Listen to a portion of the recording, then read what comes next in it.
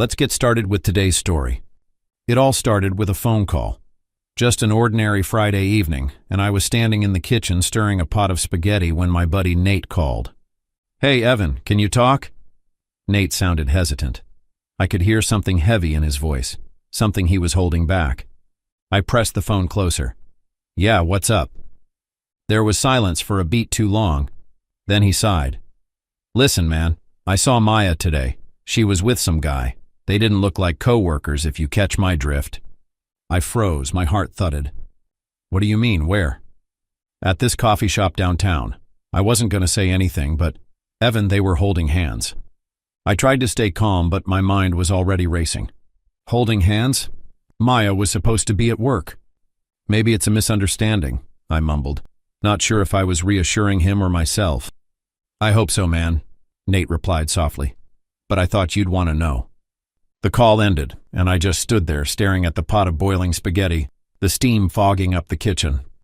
Later that night, I brought it up to Maya. "Hey," I said as casually as I could, "how was work today?" She was scrolling through her phone on the couch. "Busy, same as always." I swallowed hard. "Did you go anywhere after?" She looked up at me, her eyes narrowing just a bit. "Why are you asking?" "No reason," I said quickly. "Just wondering." Her answer came a little too fast. "No, I came straight home. Why?" I stared at her, trying to decide if I should press further, but something about her tone stopped me. Instead, I just said, "Okay," and went back to the kitchen, feeling the weight of suspicion settle on my shoulders. Over the next week, I couldn't shake the feeling that something was off. Maya was distracted. She'd leave for work early, come home late, and spend more time on her phone than ever. One night, as she sat next to me scrolling through Instagram, I couldn't take it anymore. "Maya," I said, "what's going on with you?" "What do you mean?" she asked, her voice defensive. "You've been distant lately. Is there something you're not telling me?" She sighed, putting her phone down. "Evan, you're being paranoid. I'm just stressed with work." "Stressed with work, huh? So stressed you're holding hands with someone else?" Her face paled. "What are you talking about?" "Nate saw you," I said bluntly. "Downtown, with some guy." Maya's lips parted, but no words came out. Finally, she said, "That's ridiculous." "Is it?" "Because right now, I don't know what to believe," I said, my voice rising. She stood up, crossing her arms. "Evan, I don't have to defend myself against some random accusation. Nate probably saw someone else." But the way her eyes darted to the side told me everything I needed to know. That weekend, Maya and I went to a party hosted by our mutual friends, Sarah and James. It was supposed to be a casual night, drinks, laughs, and a chance to relax after a tense few weeks. But tension had a way of following us wherever we went lately. When we arrived, Sarah greeted us warmly. "Maya, Evan, grab a drink and join us. We're about to get started." I poured myself a beer, sticking to something light since I didn't feel like drinking much. Maya, on the other hand, poured herself a heavy-handed glass of wine. She was on her second drink before we'd even made it out to the patio. "Maya, take it easy," I murmured as I leaned close to her. She rolled her eyes, already looking flushed. "I'm fine, Evan. Relax for once." The party was in full swing, music blasting, people laughing, drinks flowing. I tried to enjoy myself, chatting with a few friends, but I couldn't stop glancing at Maya. By her fifth glass of wine, her laughter had turned loud and slurred. "Hey, let's play a game," someone shouted. "Truth or dare," Sarah suggested with a mischievous grin. Everyone cheered, including Maya. "No way," I muttered under my breath. "Oh, come on, Evan," Maya said, nudging me. "It'll be fun. Like the old days." I sighed but sat down in the circle with everyone else. The game started off light.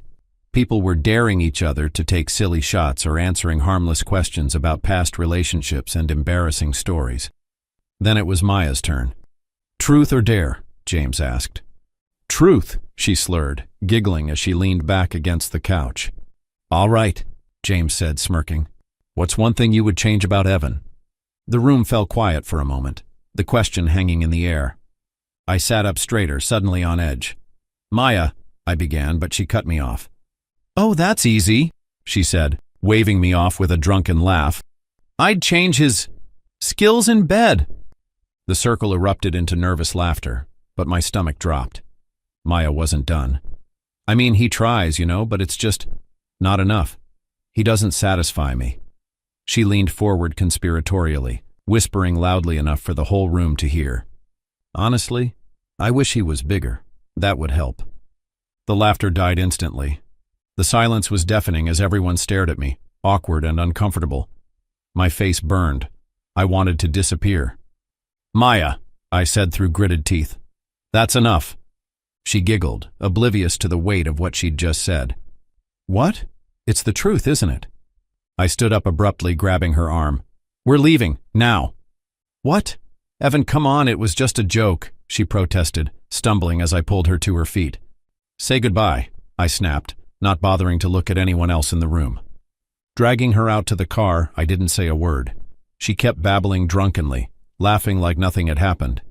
When we got home, I slammed the car door behind her and turned to face her. "How could you say something like that?" I demanded, my voice shaking with anger. She blinked at me, confused. "What are you talking about?" "You humiliated me, Maya," I shouted.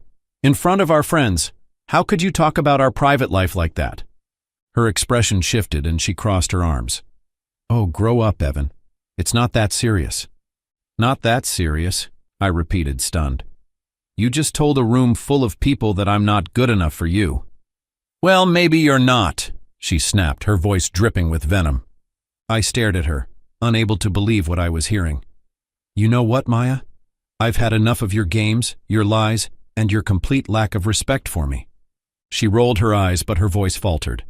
"Evan, you're being dramatic." "Get out of my face, Maya," I said coldly, turning away from her. "Just leave me alone." She didn't say another word. Instead, she stumbled upstairs, still muttering to herself, her footsteps heavy and uneven. A few moments later, I heard the bedroom door slam shut. I stayed in the living room, sinking into the couch as the silence settled around me. For the first time, I didn't follow her or wonder what she was doing. I just sat there, staring at nothing, trying to make sense of the mess we'd become. Something between us had shattered, and as much as I wanted to deny it, I knew deep down it wasn't going to be put back together. My thoughts kept circling back to her words. "He doesn't satisfy me. I wish he was bigger." Was that all I was to her now? A failure in bed? Someone she could openly ridicule in front of our friends? And then my mind wandered to what Nate had told me. "I saw her downtown, Evan. She was with another guy holding hands." At the time, I'd wanted to believe Nate was wrong, or at least mistaken. But now I couldn't shake the thought. If Maya wasn't satisfied with me, maybe she'd found someone else who could fill in the gaps. I didn't want to believe it, but the doubt kept gnawing at me, growing louder and louder until I couldn't ignore it anymore. When I finally made my way upstairs, I peeked into our bedroom. Maya was sprawled out on the bed, fully clothed and already passed out. Her soft snores filled the room, her phone sitting carelessly on the nightstand beside her. A war broke out inside me. Part of me told me to walk away, to let it go. But the other part? The part that couldn't stand not knowing? That part won. I grabbed her phone from the nightstand, clutching it tightly, and headed back downstairs.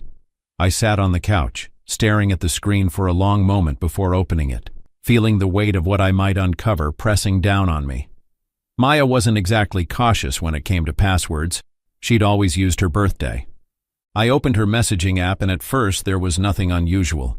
Work messages, group chats with her friends, memes from Sarah. But as I scrolled further down, a name I didn't recognize caught my eye. Adrian. I tapped on the thread. My stomach dropped.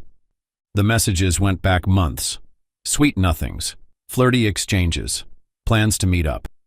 And then, as I scrolled further, my heart sank.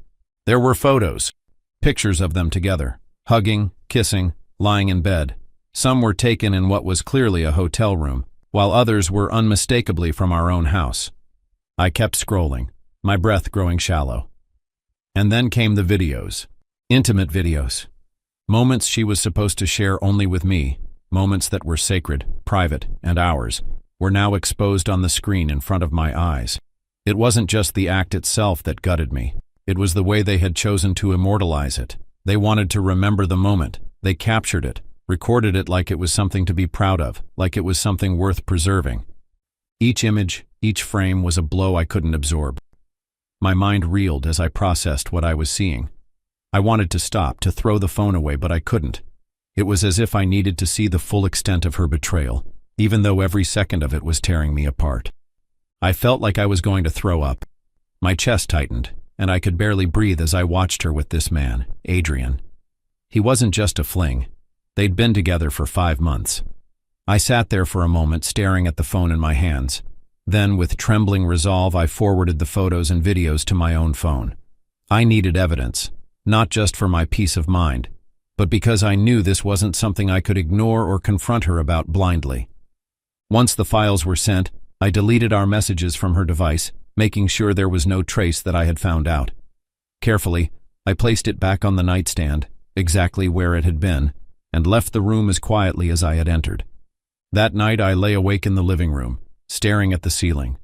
My mind was a whirlwind of anger, heartbreak, and disbelief. 5 months. She had been cheating on me for 5 months. Every moment we had spent together, every laugh, every kiss, it all felt like a lie. My marriage was over and I knew it. There was no coming back from this. The next morning, I didn't even wait for her to wake up. I left the house early and drove straight to a lawyer's office. If my marriage was over, I needed to act fast to protect myself. I explained the situation and showed him the evidence I had found. He nodded grimly and assured me that we could begin the divorce process immediately. By the time I got home, Maya was awake and acting as if nothing had changed. But for me, everything had. My heart was broken, but my resolve was set. I wasn't going to let her betrayal destroy me. The tension between us was palpable, but she didn't seem to sense it. She was in the kitchen, humming as she prepared breakfast, acting as if everything was normal. But inside, I felt like everything had crumbled. Finally, I spoke, my voice tight and controlled. "Maya, we need to talk." She paused, glancing at me with furrowed brows. "What about?" I took a deep breath, steeling myself for what I had to say. "I know about Adrian." Her eyes went wide, and for the first time in weeks she looked genuinely caught off guard. "What are you talking about?" she stammered, putting down the spatula she was holding. "Evan, don't start with me." I didn't waste any time. I pulled my phone from my pocket and showed her the photos and videos. Maya froze, her face draining of color as she saw the intimate images of her with Adrian. I didn't mean for this to happen," she stammered, trying to form some sort of excuse. "You didn't mean for it to happen?" I spat. "How could you not? You chose this. For 5 months, Maya, you've been lying to me." Tears welled up in her eyes. I was confused. I wasn't happy. I needed someone to understand me." "You needed someone to touch you," I shot back, "and you even let him film it. This wasn't a mistake. This was a choice." Her face twisted with regret. "I'm sorry, but I wasn't satisfied in bed. I needed more. I needed excitement again," she pleaded, her voice breaking. "But I never wanted to hurt you." "You did hurt me, Maya," I said, shaking my head. "First you embarrassed me in front of our friends, and now this? I can't believe it." "I'm sorry, Evan. I never meant for things to get this far." "I'm done, Maya," I said, my voice cold. "I've already filed for divorce. It's over." Her eyes widened. "What? You're serious?" I didn't respond. There was nothing more to say. I turned away from her and started packing my things. The finality of it all hit me as I zipped up my bag. I wasn't going to stay in this house anymore. This house that was once a home, now a reminder of everything that had crumbled. I grabbed my things and left, heading to a hotel. Once I was settled in, I took a deep breath. I sent the photos and videos to our friends and family. It wasn't about revenge, it was about the truth. They deserved to know who she really was, what she had done. I couldn't keep the lie anymore. The reactions were mixed. Some reached out, expressing their sympathy. Others were shocked, and a few even sided with Maya. But in the end, it didn't matter. I had done what I needed to do. The weight of the betrayal was lifted, even if the pain still lingered. Maya moved out shortly after. She didn't fight me for the house or for anything else.